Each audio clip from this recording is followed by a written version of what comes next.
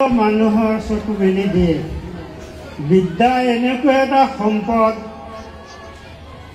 যে অন্ধ মানুহৰ চকু মেলি দিয়ে। এতিয়া প্ৰশ্ন হ'ল, আমি চকুৰে সকলো দৃষ্টিপাত কৰি আছোঁ, আমি কেনেকৈ অন্ধ হ'ল? কিন্তু তুমি চকু থকা সত্ত্বেও তুমি অন্ধ।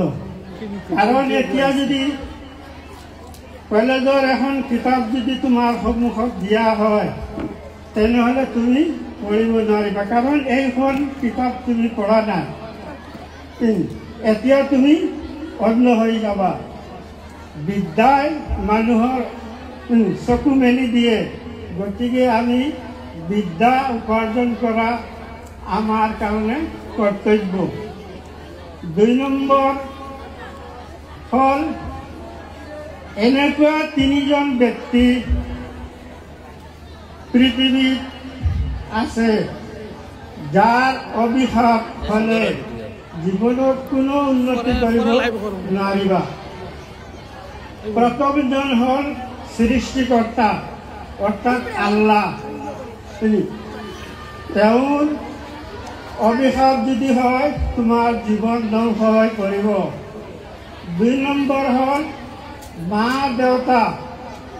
মা দেউতাই যদি তোমাক অভিশাপ দিয়ে, চুলি পৰিমাণে যদি মা দেউতাই তোমাক অভিশাপ দিয়ে, তেনেহ'লে তোমাৰ যিমানেই সুন্দৰ হোৱা, তুমি ধ্বংস হৈ পৰিবা। 3 নম্বৰ হ'ল শিক্ষক। যিজন শিক্ষকৰ ওচৰত তুমি শিক্ষা অৰ্জন কৰিছা, সেই শিক্ষকৰ যদি চুলি পৰিমাণে তোমাৰ ওপৰত অভিশাপ দিয়ে, তোমাৰ জীৱন ধ্বংস হৈ পৰিব। গতিকে এইবিলাকৰ পৰা তুমি সতৰ্ক হৈ থাকিবা, কাৰণ এই 3জনৰ অভিশাপ যদি তোমাৰ জীৱনত নাথাকে, তুমি জীৱনত শিক্ষিত হ'ব পাৰিবা, তোমাৰ দৈনন্দিন জীৱন সুন্দৰ হ'ব, তোমাৰ জীৱন সুখৰ জীৱন হ'ব, তুমি কেতিয়াও দুখত নপৰিবা। আৰু মানুহ হ'বলৈ হ'লে 4টা গুণৰ প্ৰয়োজন। এটা গুণ হ'ল শিক্ষা, 2 নম্বৰ গুণ হ'ল সততা, 3 নম্বৰ গুণ হ'ল কৰ্ম, 4 নম্বৰ গুণ হ'ল ধৈৰ্য। প্ৰথমেই এই গুণ যদি তোমাৰ শিক্ষা থাকে, শিক্ষিত হ'ব পাৰা, তেনেহ'লে লগে লগে তোমাৰ সেই গুণটো থাকিব লাগিব, তোমাৰ সততা। কাৰণ যিমান ডাঙৰ শিক্ষিত হোৱা, তুমি যদি সত্যবাদী নোহোৱা, তেনেহ'লে পৃথিৱীৰ মানুহে তোমাক ভাল নাপাব। গতিকে তুমি MA পাছ কৰি আহিলে, তুমি যদি তোমাৰ মাজত সত্যতা নাথাকে, তেনেহ'লে মানুহে ভাল নাপাব। গতিকে তুমি সেই কথাখিনি লক্ষ্য ৰাখিব লাগিব। জানি উচ্চ শিক্ষিত হৈ আহি আমাৰ মাজত সততা হ'ব লাগিব। 3 নম্বৰ কথা হ'ল কৰ্ম। কৰ্ম মানুহৰ ধৰ্ম। তুমি ডাঙৰ শিক্ষিত হৈ, উচ্চ শিক্ষিত হৈ শিক্ষা অৰ্জন কৰি আহিছা, কিন্তু তোমাৰ মাজত যদি সততা নাথাকে, তোমাৰ মাজত যদি কৰ্ম নাথাকে, তেনেহ'লে তোমাৰ জীৱনত তুমি সুখী হ'ব নোৱাৰিবা। কাৰণ কৰ্ম হৈছে মানুহৰ ধৰ্ম। কৰ্ম যদি তোমাৰ নাথাকে, তেনেহ'লে তোমাৰ ধৰ্ম বাচি নাথাকিব।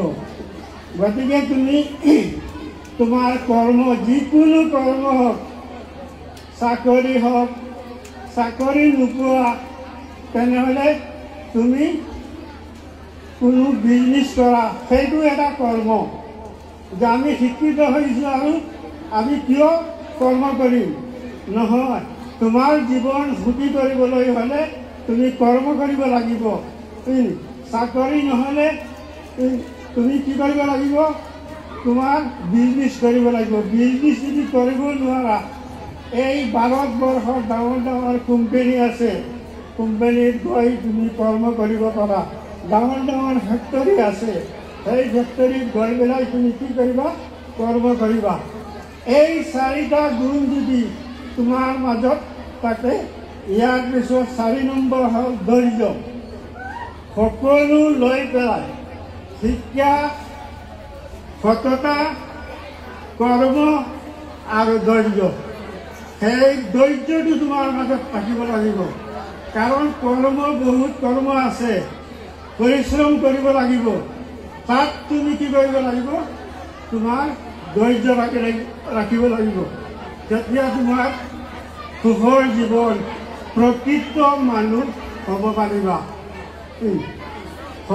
সময় সংকীৰ্ণ হোৱাৰ কাৰণে আমাৰ বক্তব্য ইয়াতে সামৰি মাৰিলোঁ।